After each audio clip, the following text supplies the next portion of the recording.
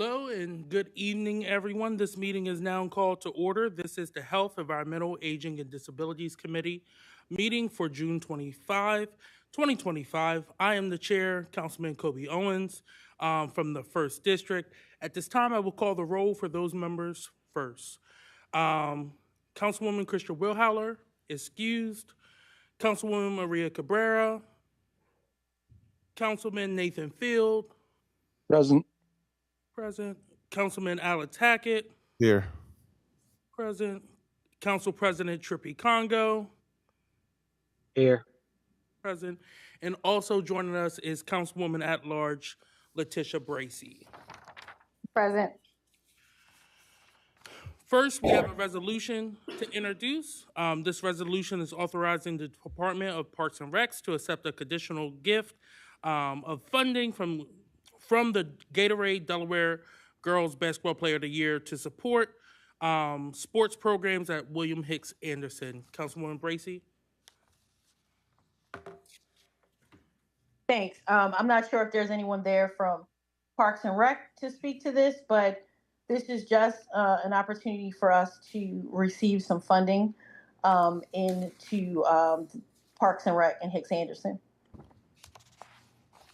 Thank you. And that gift is in a form of $1,000 from the Gatorade Delaware Girls Basketball Player of the Year. Again, thank you for bringing this forward. I would like to be added as a co-sponsor, seeing that the Gatorade Player of the Year comes from the 1st District. Thank you, Councilman Owens. I'd like to be added as a co-sponsor as well. Is there any other questions from council members? Seeing none, is there any public comment on this? Is there anyone online? Wait a minute. Oh, I'm sorry. No one has their hand up. That sounds good. All right, next we will go to the next resolution that we have before us. It's a resolution approving the Department of Parks and Recs grant application to the State of Delaware Department of Education to support city's summer 2025 food service program. Councilwoman Bracey. Thank you, Mr. Chair. So this resolution is authorizing the Department of Parks and Recreation's grant application to the State Delaware Department of Ed in the amount of $536,715.10, or such other amount that the department awards to us.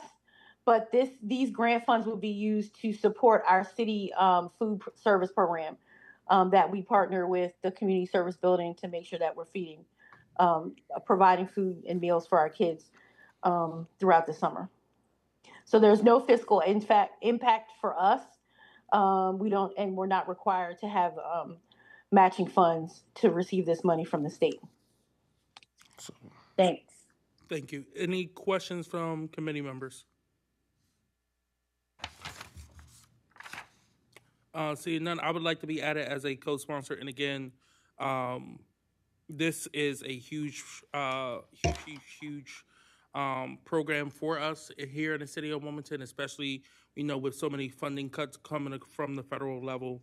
And also with us partnering with the CEB building, they have done a phenomenal job providing high quality meals to our students. I know the costs went up a little bit more, but you see more students enjoying the meals. So I think this is good. So, and Mr. Chair, just for the members of the public to know, our program provides breakfast, lunches, and dinners throughout the months of June, July, and August.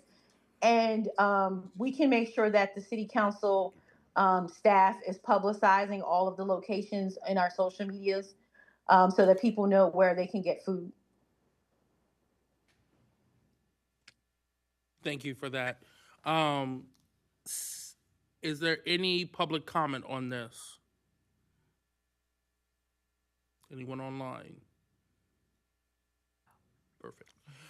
Seeing that both of these were resolutions, they will go to the next agenda, which will be the July 3rd council meeting. Next, we're going to go out of order real quick because Director Weir is here. to a ordinance to amend Chapter 28 of the City Code to create an educational workforce down payment and settlement assistance program. This is being introduced by myself. Director Will, would you like to take a seat?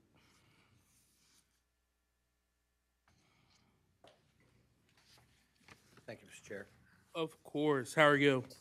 I'm good, thank you. Trying to stay cool. It did start raining right before you. Yeah. We came in. Looks scary. So before we get started, this is an ordinance being introduced by myself. Again, this would create a municipal loan program that's a forgivable loan after 10 years to be administered by the Department of Real Estate and Housing to provide eligible education employees who work in the city of Wilmington to also have the opportunity to live in the city of Wilmington, whether it be first-time homeowners or they haven't owned a home in 3 years, for a loan up to $15,000. And again, that's forgivable after 10 years. With down payment and closing settlement costs to help them get residency here, at their primary residency here in the city of Wilmington. The reason why I brought this forth is from numerous conversations that I had with educators at the two schools in my district, both Harlan and PS, who talked about it would be easier for them to live in the city of Wilmington, but on their current salary, it is very difficult for them to be able to afford to move into the city of Wilmington. While $15,000 may not sound like a lot, it is a opportunity to help with retention of teachers who are trying to do the best by our students. We know that Harlan Elementary is the best elementary school in the city of Wilmington right now, but they still need a lot of help. And I'm not just saying that because it's in the first You had district. to look up. Had to look up on that. But statistically wise, with their public schools here in the city of Wilmington, we need to do everything possible to make sure that we are helping them. So again, this came from conversations with numerous educators. And in that conversation, they also asked for us not to forget about the other employees that work in the school as well too. So there is a list of who also would qualify, and again, just for the public, is certified educators, school counselors, school nurse, social workers, paraprofessionals, custodian and maintenance staff, school bus drivers, and lunchroom and service staff as well too.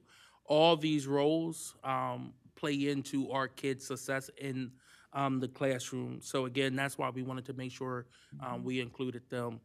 I wanted you here today to just talk a little bit about our current infrastructure for down payment settlement assistance. I know we have one for city employees and we have one open for the public, and how this could potentially play into that as well too. Perfect. Well, thank you for the opportunity to speak on the subject. I probably could start out and be very quick by saying, hey, more is better. The devil's in the details. Right now, we have a program that is a little bit different than what's being proposed. And my apologies, we haven't had a chance to talk about this outside the committee meeting. But very specifically, our top end for our citywide program is 100% AMI. The legislation that's being proposed is 120%.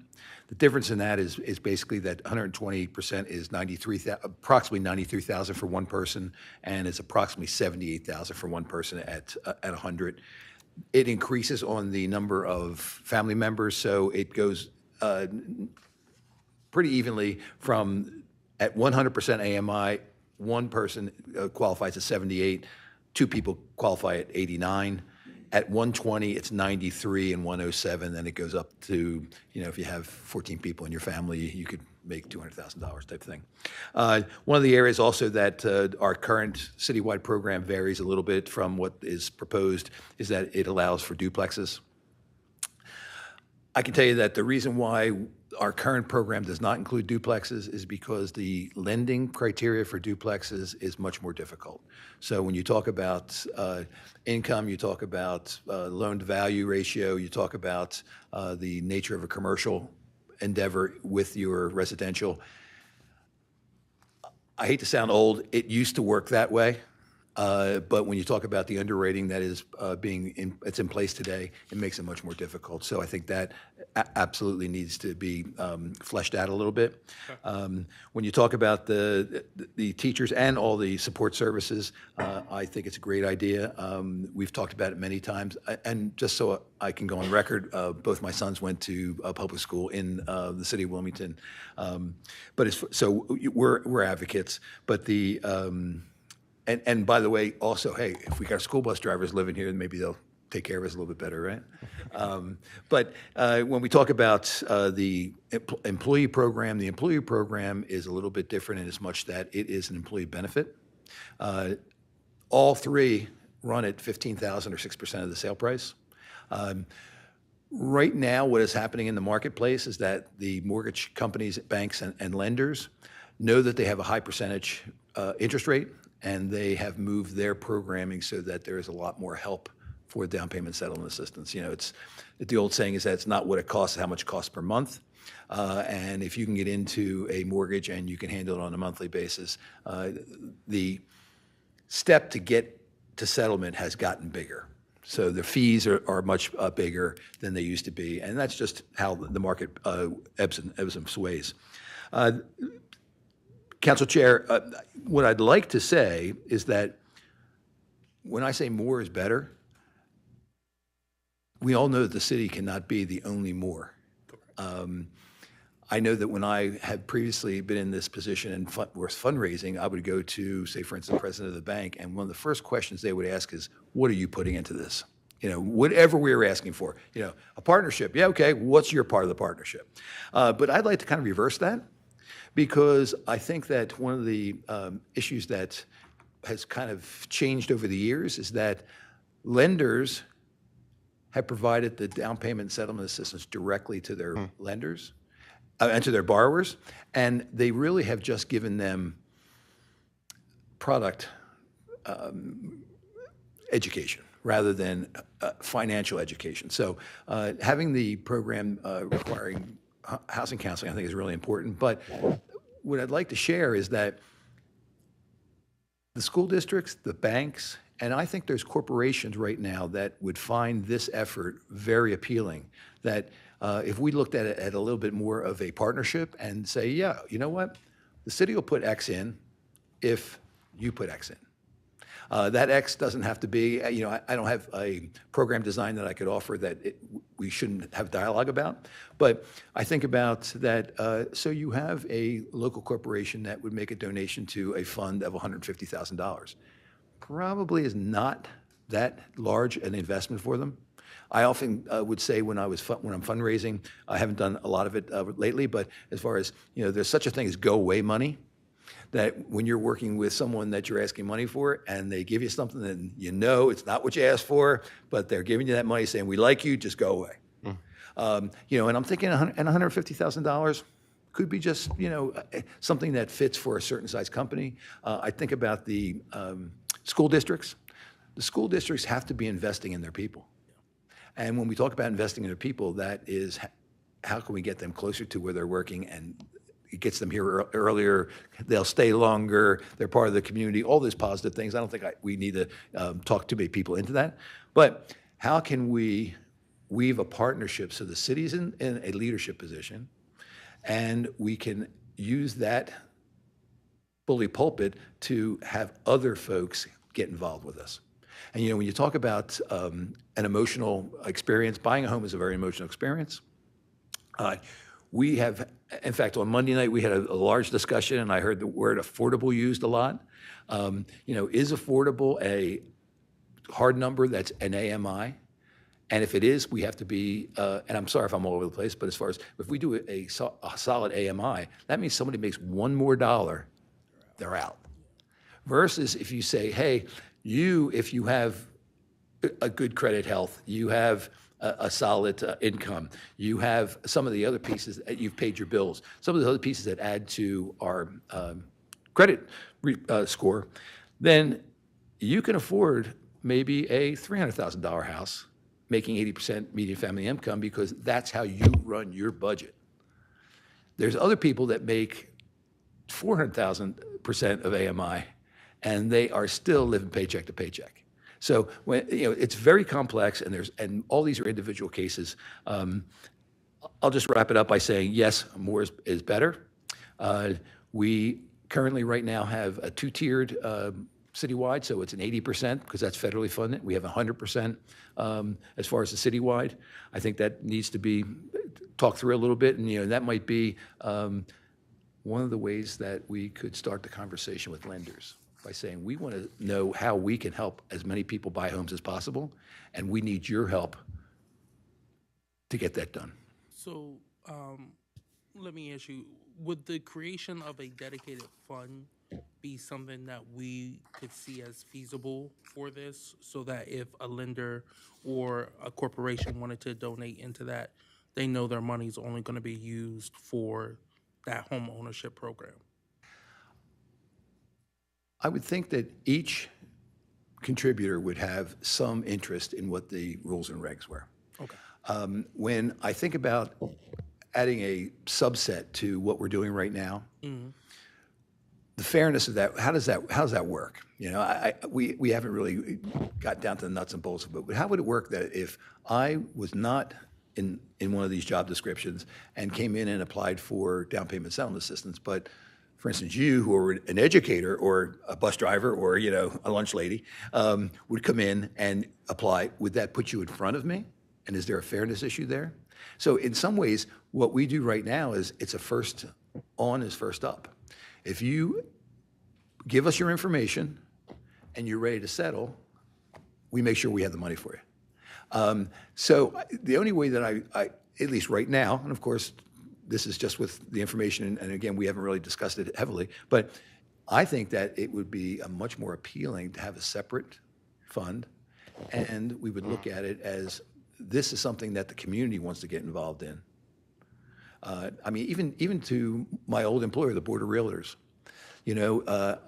when realtors go to settlement, when attorneys go to settlement, when bankers go to settlement, they all get paid. And if there's no houses being sold, they're not getting paid. So, I don't mean to be insulting to those professions, but I just think about, what's the motivation? Absolutely, to put people in their own home and to build generational wealth and to have stable neighborhoods and communities. I mean, all that is a given. That's the big base. But when we talk about the little pieces and how we might be able to push it a little bit harder, it's the people that have their best interests in mind. And if I'm talking to a lender that I'm using $150,000 as just the number, that generates for them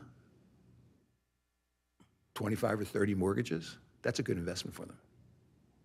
Okay. So, I just think about the notion of it, I think is great.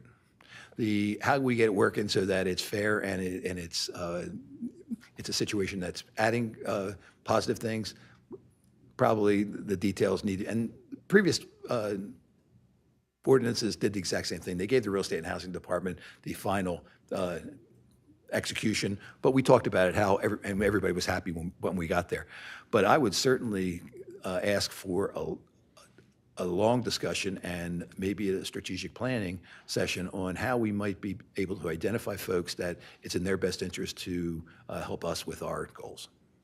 That sounds definitely doable to me, and something that we can do after this committee meeting.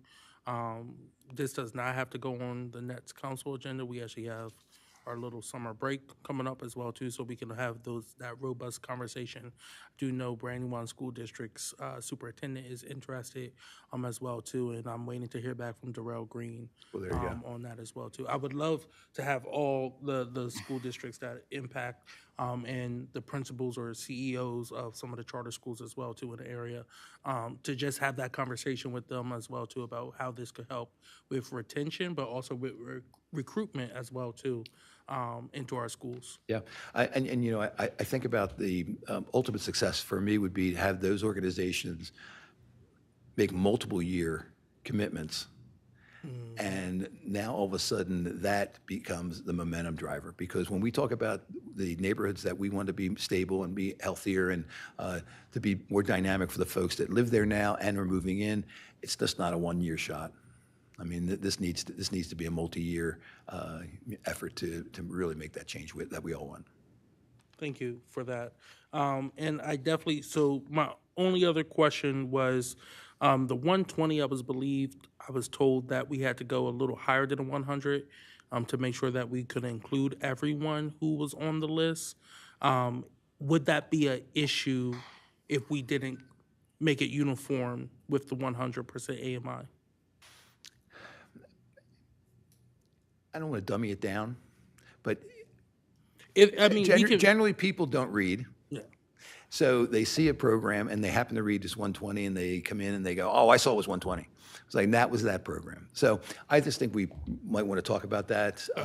You know, does it mean that everything moves up to 120? You know, when you talk about the difference, when people talk to me about settlement and I say, you know, you need $30,000 to settle a house today.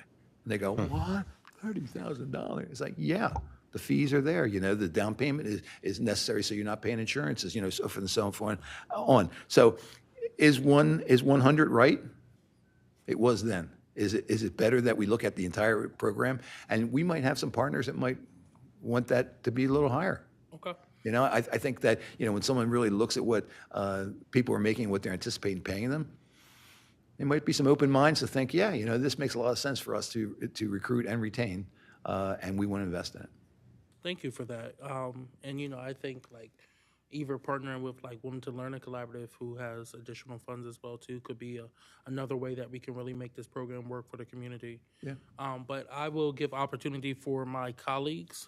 Councilman Hackett. Yeah, thank you, Chair. I'm honored that you would bring this to light. You know, I'm a past educator at Coomba Academy Charter School, so you know, I had the opportunity to go into interfaith housing and buy my property, affordable housing, right there on Washington Street.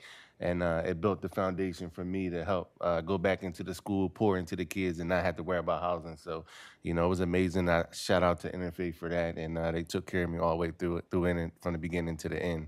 I also want to state for the record, I do now own one of the largest educational staffing firms in the state of Delaware. So I do staff all these certified teachers, school counselors, school nurse, so paraprofessional, janitorial, and more in most of our charter schools. And some are, you know, we just got Red Clay and others in Capital School District. So, you know, for me, I see the things that our educators go through. So I would, you know, love to, you know, be able to sit at the table and help benefit them as I am, you know, there trying to support them day in and day out now. So, you know, this is special to me. Yeah, I mean, I know I've talked to both of you gentlemen before, but, you know, my philosophy that nobody's smarter than everybody. You know, when you put some folks together that want to get something done, I mean, there's a perfect example. We got our first call right there. There we go. Oh, listen, I wasn't, you know, when we, sometimes, you know, I tell people when our teachers live good and they feel good, then they go into the school and they teach our kids good, you know, and that's the thing we want. We want them to feel better about going into teaching our kids wherever they do. So I'm just, you know, happy that we can continue to assist. And maybe, like you said, there's a lot of banks in our area. There's a lot of businesses in our area. But I think what our director Ware said today is our school districts got to also pour back into their educators, and not just about the salary, but making sure that they actually live in the city, make wherever they want to live at, they live close to the kids. Because a lot of times these kids go home and they deal with different things, and sometimes the teachers don't understand what these kids are even going through because they got to go 30, 40 minutes away. But if you live in the city, you live in the area, you know what just happened over the weekend. So you can come right in on Monday and be like, hey, listen, we're going to do a chill down because I understand what happened. So, you know, once again, I'm happy for this. And we got to build more housing though. So, you know, we'll be coming right back to you. You know, the supply, we need the supply, you know, because we got a lot of organizations that's saying, hey, we don't have any supply. We don't have the things, you know, with social media today, you can see that so many different states are building different. And we look at the state of Delaware and we try to figure out how do we also build the same way that Houston and other states are building with the modern, you know, so that our educators that are graduating from our university say, hey, listen, I do want to stay here in the city of Wilmington because I got an affordable house and I also got a house that I want. You know, that is important. So, you know. Well, those discussions are happening internally. Yeah. You mentioned Houston. Houston has built more housing than San Francisco and New York. Yeah. So it can be done. Yeah. As far as, you know, when you talk about, are we the city that the past, or are we the city of the future? Mm-hmm. And, you know, sorry, Chair, can I speak? Yeah. The one thing that, you know, I hope that our city realizes in our state, you know, we're the first state. And we got to start being it, you know. And I think that's the one thing that we got to stand on business on that. Like we can't continue to keep looking around and saying, well, this state is doing this state is doing this, maybe we should do it. No, we have to. When we first come up with that idea and we like it, we got to move forward with it. And you know, you got to shoot the gun, see where we come out on top. And I think, you know, our state is small enough to play around and see what things can work and what not. But we got to start trying some things for the people. Yeah, and I think that we have an opportunity also with the DSHH chief who lives in the city. Yeah. I think there's an appreciation of what the challenges are to Wilmington, and I think the state is ready to step up. But you're absolutely right. We've got to be innovative, and we got to. Hey, what's that saying? A great plan today is better than a perfect plan tomorrow. Just one more, and just like because I've the housing experience has been in my family, you know, coming from Section 8, living at my aunt's, but then my mom getting awarded Habitat for Humanity. I got the opportunity to be down there building the basement, knocking on wood, putting in nails. That's another connection with Habitat for Humanity to be a part of this, because that journey will forever live with me, to be able to know that I built the house that my family's going to forever be in. So I think the teachers get an opportunity. We do a special program to be able to different fund, maybe with the builders, they go inside and they also be a part of, you know, the process. That's what it's all about. Yeah, I was going to say, as long as we can give them opportunities to build lots of houses, they'll jump on board. Yes. Is there any other questions? Oh, co-sponsor me. Councilman Hackett asked to be a co-sponsor. Is there any members of the public who have any questions? Council staff, Marshall Bass-Knight. Yes, thank you, Chairman Owens. And I apologize if I did miss this, but what would be the anticipated amount that we would need for funding this program? So the original was using a part of the neighborhood stabilization funds at $150,000, but it sounds like we're going to be making an amendment to this probably on the floor after a conversation with Director Ware about the ability to create a fund so that we can go to private corporations and banks and potential lenders, so that is not an additional price on to the community. Okay. So, Mr. Ware, do we know like what kind of fund that's going to be, so that we can have enabling legislation to create that fund? Or is there, or is there an existing special fund within real estate and housing that could be utilized? Well, we do have a program right now. In fact, we have a citywide program that is for non-employees, and we have an employee program. So there are funds. When we talk about the federal funds, they're limited to 80% AMI, and the current program for citywide is limited at 100% AMI. And then the employee live near your work program has no income limits. When we talk about supporting this, we are currently open for business when we talk about providing down payment settlement assistance to the city as a general POP. If we could use that as an incentive to have other folks contribute, would be my notion on it, that we would say that instead of a $15,000, the city would contribute X dollars, given that we would be asking either employers or contributors to make up the difference. So we would exponentially increase our reach with their assistance. So as of right now, I would only recommend that we keep our programming as we have it, and increase our marketing to school employees and so forth and so on. That, in my mind, would probably be the simplest to launch, because we have a program right now, we have a budget line. We would just now try to make that awareness to that market. The educators market. I think in a couple ways that's a plus, because we can go to a corporation or a school district and say, we are already doing this. To do more, we need your help. So, I mean, at this point, my recommendation would be, if we're going to move fast, then we just work out of our existing budget line and structure, and we increase our marketing to the folks that we want them to be aware. If we want to talk about it in a different way and have a dedicated line, I don't think that that's going to happen in a quick timeline, but we certainly could start fundraising for it immediately. And I'm not sure if that answered your question or not. Chair? Yes.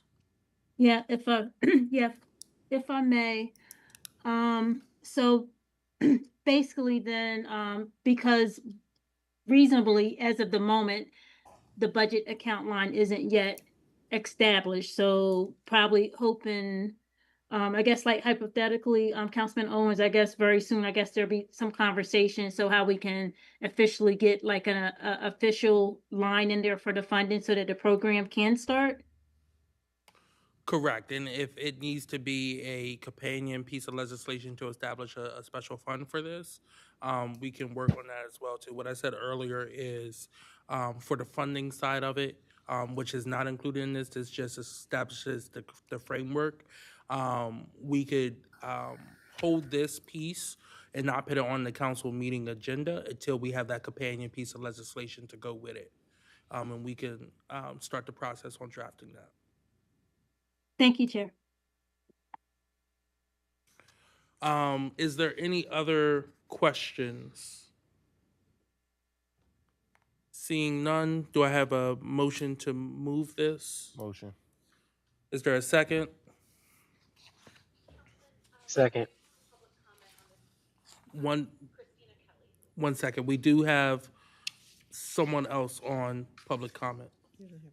Can Christina Kelly, can you raise your hand, please? Yeah, I'm here. Okay. Thank you very much for an opportunity to speak. So I just wanted to commend Councilmember Owens for having the insight to put this forward. Delaware used to be a high-ranking state in education, and we are now 45th.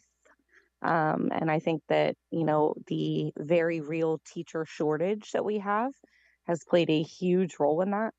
And I understand that there are concerns about fairness and, funding lines.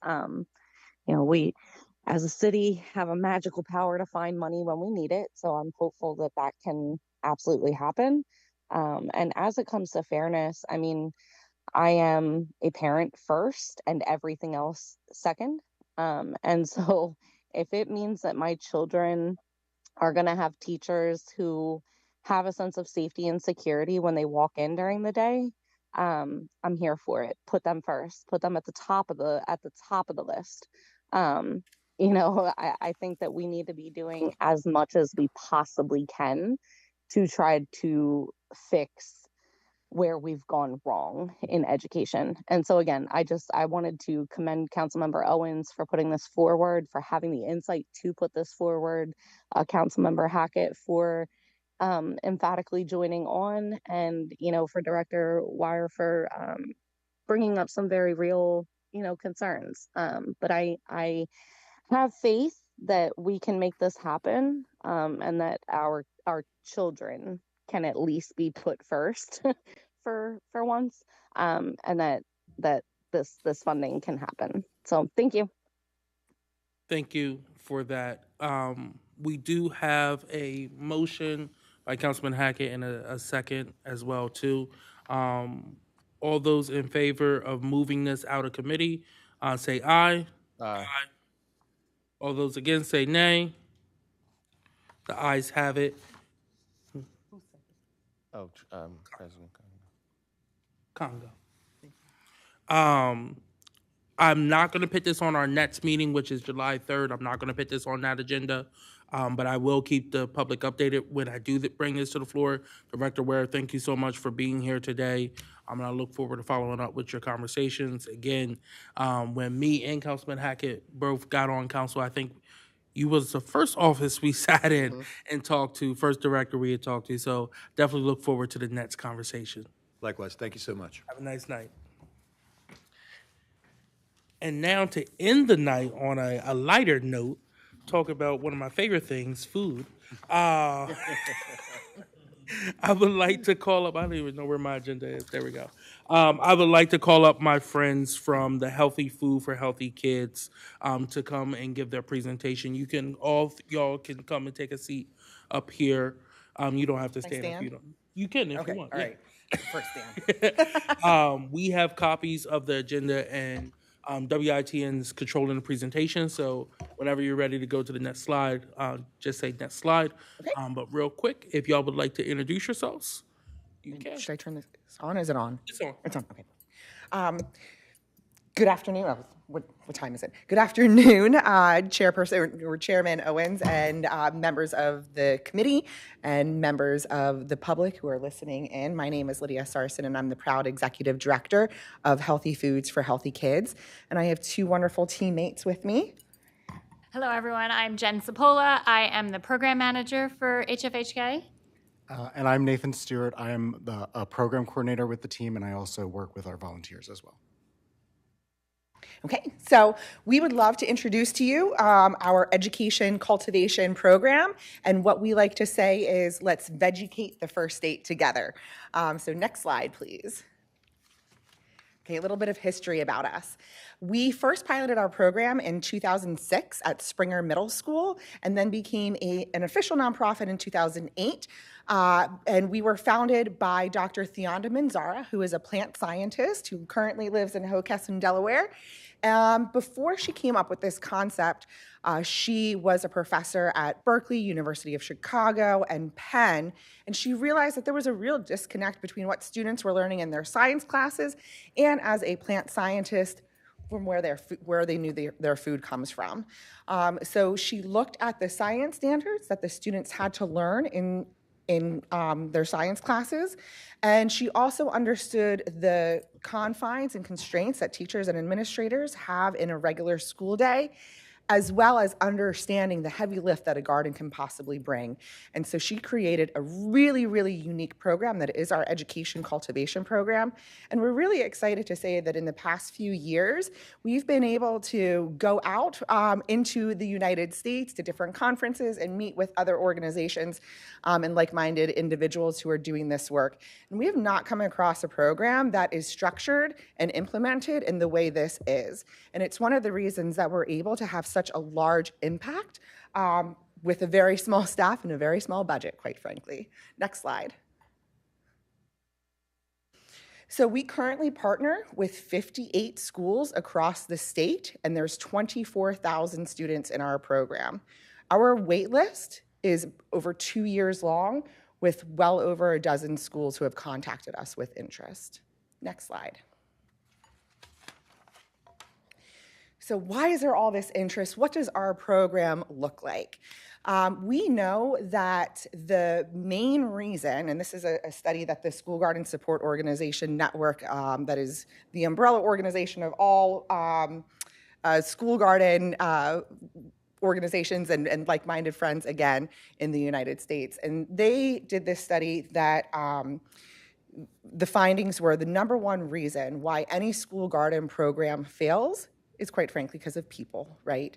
The teacher who's very excited about the program will leave the school due to high turnover rates, or the parent who starts the program, their student eventually matriculates out of the school. So what happens? The garden goes fallow, there's nobody there that is able to continue with the programming, and it becomes an eyesore. We are very proud to say that Springer, who is our pilot school, is still a partner school with us almost 20 years later. And that's because of, again, the program structure and the back-end customer service that we provide to keep the program running. So what does that look like? We grow cool weather, fast-growing crops. We know that it's really important for the students to understand the full life cycle of the plant. So we do not grow in the summer. We only grow in the spring and the fall. Cool weather, fast-growing crops, such as kale, arugula, lettuce, bok choy, and a myriad of others. We start planting in March for the spring season, and then we start harvesting in May and June. And in the fall season, we start planting in September and harvesting in October and November. Next slide. Each of our lessons has two parts to it. It has an in-classroom lesson and an outdoor classroom lesson. Both of those combined equal one of our education cultivation lessons. Each lesson is supported by next generation science standards. It is a simple and reproducible framework that makes it very attractive to administrators and teachers. And every single child in the school, regardless of age or ability, is able to participate in the program. This is not a club or an after-school program. It is integrated into the school day. And the students get to experience a seed to cafeteria table lunch up to 4 times per day, or 4 times per school year. Next slide. It is a real partnership when we first start onboarding a school, and I think that's also reflected in Springer and our 95% retention rate that we currently have. We work with the school to find funding for the program. That is done through grants, corporate sponsorships, private donations. We do site visits and map out the garden area as we're creating a garden team that includes the custodial staff, nutrition services, a designated garden coordinator at each school, and of course the administrator. We order all the materials and schedule deliveries, and then together with the school, we organize, or Nathan is now organizing, he is new to our team and graciously taking this on board, the volunteers for the garden build. That takes place in one day, and technically the very next day the students can start planting. Next slide. So what does that look like? We build the garden, the students are ready to plant. So in the first growing season, we go in and model the outdoor classroom lessons to every single teacher with their class individually, because we know that not every teacher is comfortable being outside in a garden, and we want to make sure that they are as comfortable as possible and prepared to take on the lessons. For the second growing season, we meet with each grade level team to review our ask and any programming questions that they might have. And then for the third growing season and beyond, we meet with each garden coordinator at the beginning of each growing season. They are allowed to choose the crops that they want to grow that season. We create planting maps and kits for every kindergarten and first grade teacher. And this past spring, we created over 324, I believe, planting kits and maps that were then distributed out to the schools. And we also coordinate with the school's garden coordinator any garden needs that might come up. Compost, if there's a troubleshooting issue with our irrigation system. We recently had a fence installed because we had a groundhog problem at one of our schools. We are there to support the program, regardless of who the garden coordinator is, who the administrator is. That way the students can continue growing. Next slide. Okay, so what does the program look like? It starts with second grade. They have to learn about soil and soil particles. They get gloves and cultivators and get down and dirty in the garden and prepare it for planting. Next. Kindergarten and first grade follow. They plant the seeds. They learn about seed structure and the parts of the seed. And believe it or not, the kindergarten and the first graders, as they're making their furrows and putting the little seeds in their hand, the seeds actually get into the furrows, and they are very excited about it. Next slide. After planting, you have to water. That's when third grade comes in. They learn about water systems and will take turns watering the garden for about 2 weeks until the seeds germinate and sprout. After that, our drip irrigation system kicks in. Next slide. In the fall, it's about 6 weeks after planting, and in the spring, it's about 8 weeks after planting. That's when fourth grade comes out for the first harvest. They learn about plant structure and function. And with each harvest, we partner with nutrition services that cleans and prepares the vegetables for the students to enjoy in the cafeteria the next day. Next slide. After the first harvest, fifth grade comes out. They continue learning about plant structure and function. They also have a bonus lesson of matter and an ecosystem and do the composting and cleaning up of the garden. Next slide. And now it's celebration time. This is when the students are able to enjoy the vegetables of their labor. Next slide. As you can see, we have our 52 partner schools. 58, I'm sorry, my goodness. Yeah, 58 partner schools, and we are welcoming 5 more in the fall. Next slide. So what is our impact? Some of what we are trying to show the impact really of garden programming. This is not just some hippy-dippy little thing that we're coming in to teach students how to grow some vegetables. They are really learning not just science, but social emotional learning, and that vegetables truly can be delicious. We did a tasting survey recently with University of Delaware, and 85% of the students tried at least one garden vegetable. We also did a pre and post survey studies with them where it reflected in the grade across all grades that the total mean scores went up. The highest was in second grade, where it increased by 150%. We're also in the process of launching our early learning program. We've partnered with the Early Learning Center in Indian River School District for the past 2 years and just launched at Stubbs this past year as well. And one of the greatest compliments we've received is from Dr. Janet Hickman, who was previously the principal at Early Learning Center, and she said that after a year of our program, the #1 requested vegetable by her 3- and 4-year-olds is lettuce. We also had a 4th grader, and if you've spent any time around 4th graders, you know that this is the biggest compliment in the world, say that this program was cooler than Minecraft.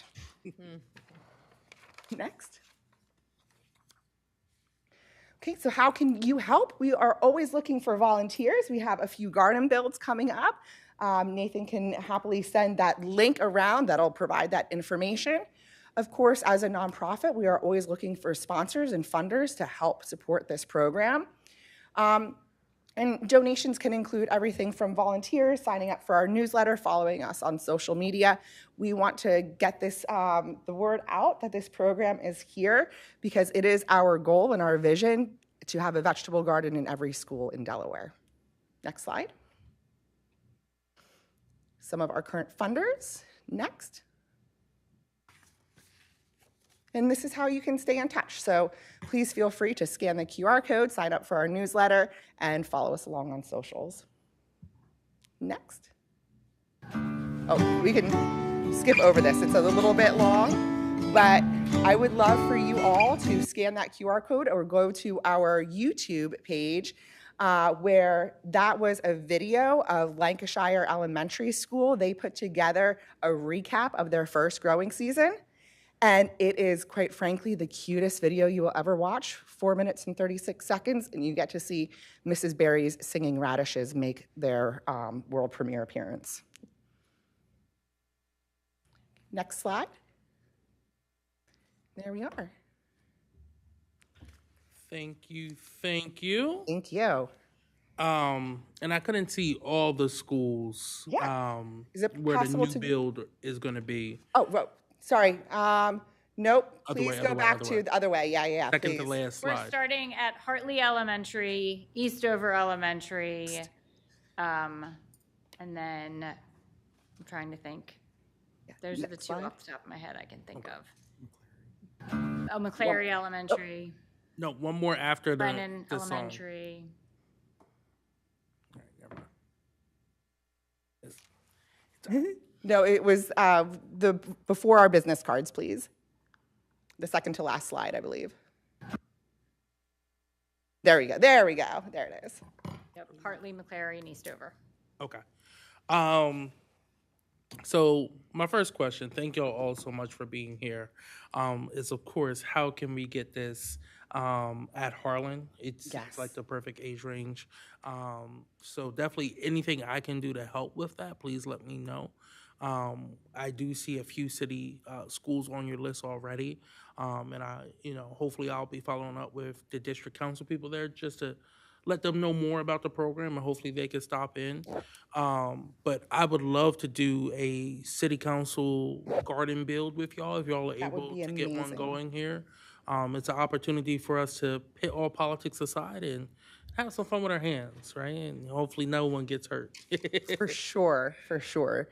It's always a great experience, and it's wonderful to see the families come out and to support it and to have our elected officials and members of the public there.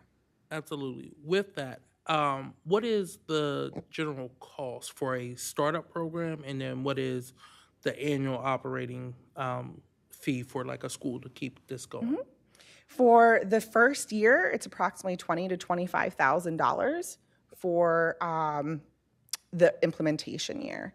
Then after that, it's about $5,000 for program continuity. Okay.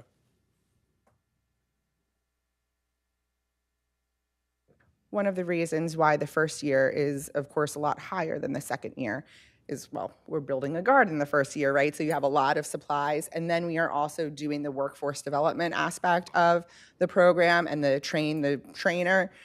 So we are directly in the schools supporting the teachers.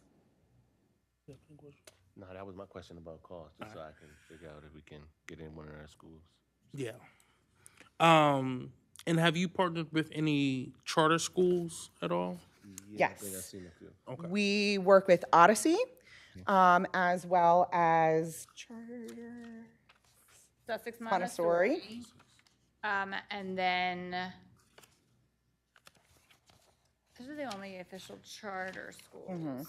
We also work with Nativity Prep and Serviam. Serviam Girls Academy, and Red Lion Christian, which is in Newark. But those are some additional private schools that we work with. Okay. Can you speak to how the community engagement has gone with this as well too, with the students going back to their own families? And we have a project going on, not in my district, in the 5th district right now, where they are pushing for more community gardens at the reservoir. They had community gardens there. It's being redesigned there. I was over there planning the other day on the day after community cleanup with Councilwoman Will Howler.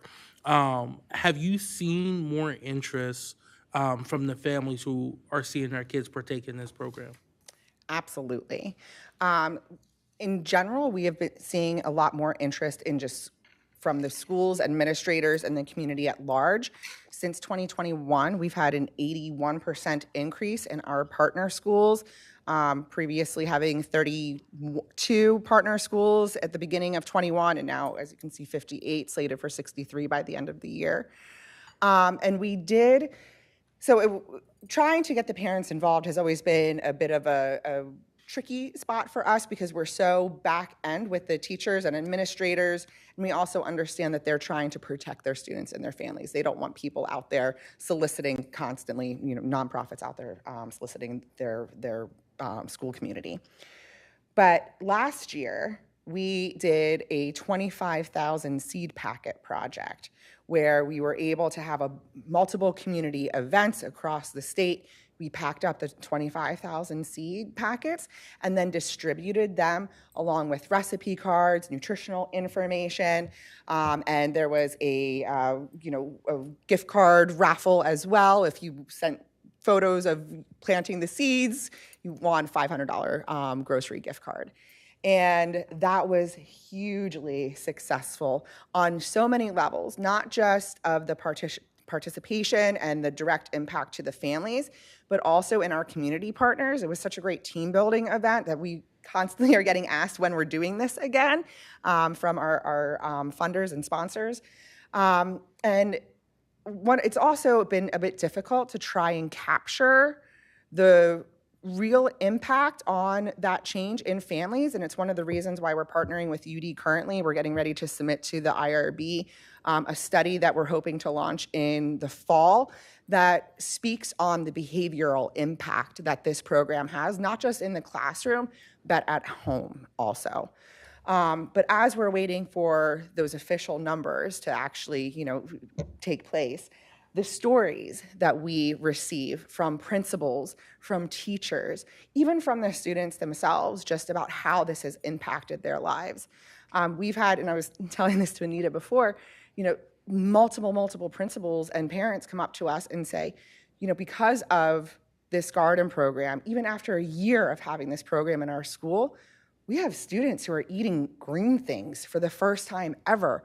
And it's changing, of course, their lives, but also their families' lives, because their families are like, you know, if we didn't have pictures of our child actually eating these green foods, we would have never believed you. We've also had families come up to the principals as well. In one school, after a year, there was 8 to 10 families that came up to her separately and said, because of what our child has learned here through this program, we're now having a summer garden for the first time ever. And that is what's really cool. And I mean, Jen and Nathan, as he's learning and onboarding too, is able to hear these stories from the students and the teachers. I don't know if you have anything in particular to share. Nothing specific, but just overwhelmingly when we go in these schools to teach, a lot of times the kids will come out and the teachers will tell me that their class is a little bit more rowdy or a little bit more rambunctious. And I say, it's fine, it's fine. And inevitably it always is, right? We're outside, we're in the garden. There is something about putting your hands in the soil that is truly calming, not just to adults, but to kids too. And I see it in the gardens, and then the teachers see it. And I'm hoping they share that with the parents. Mm-hmm. So it definitely is affecting these kids in positive ways. Yeah, and if I can add, one of the things that we are really making an effort as we've grown the team, because we've gone from 2 program staff to now 3, we are trying to attend science night, family nights, to get in front of these parents, to let them know that their schools have a garden, to get them interested and talking to their students about the garden program. I went down to Philip Schau this past spring and for a science night, and all of the parents that we interacted with, they had fun engaging. Like, we do like veggie IQ, and so we like put all the vegetables out on the table, and they get to like guess to see if they know what they are, and they were like all just so excited like to interact with it. And so like that's something, as we're growing as a program, that we're kind of focusing on, is trying to get more in front of these parents. And then also from the volunteer aspect, trying to see how we can connect parents in a volunteer way with these schools. Have y'all, for the parent engagement side of it, have y'all done anything with like local community centers where it's more likely to do things after hours, after that 3:30 time period? We try to when we can. As Nathan alluded to, we are a growing staff, and as of, you know, we were 3 people total about a year and a half ago, and now we have 8 team members. So we're really growing our capacity as well. We just didn't have all the hands to be able to do something like that. But we have done some community days at like Bellevue Community Center, and we are involved in the Dover Youth League, trying to get out, you know, education to families there as well. We're also involved in the Delaware Urban Farm and Food Coalition, trying to, you know, communicate and support urban gardening and community gardens, because while school gardens are very different from community gardens, we all love each other and want to be able to support that. So here in Wilmington, we, of course, we have one city-run community center, that's Hicks Anderson, over in the 5th District, but we also have a huge network of community centers throughout the city of Wilmington. I have 3 in my district alone, with One Village Alliance, the POW, and Urban Promise, but then also there's My Sister's Keepers, there's Kingswood, there's the Teen Warehouse. There's a huge network here that I think could all benefit from this. I believe most of them have industrial kitchens as well too. So setting up a, you know, how to prepare the meal, right? Your kid's learning about vegetables, but if you don't know how to properly prepare it, is it truly beneficial, right? So maybe that could be a way that the city could partner with y'all on seeing how maybe we start at Hicks Anderson, and see how we can work together that way so that we could train the parents too. We would love to have that conversation. All right. Is any questions from members online? No. Any questions from the community? Public comment? Nope. All right. Well, thank y'all so much. And thank you for this information. We'll definitely be sharing it with the rest of the council members. Thank you for your time and for your interest. We appreciate it. Of course. Take care. You too. I believe now we have nothing else on the agenda, so I will go to public comment. Is there anyone in the room who would like to give public comment? Is there anyone online who would like to give public comment? Seeing none, I will entertain a motion to adjourn. Motion. It's been motion. Is there a second? Second. Second. All right, all those in favor say aye. Aye. Aye. Thank you. We are adjourned. Thank you.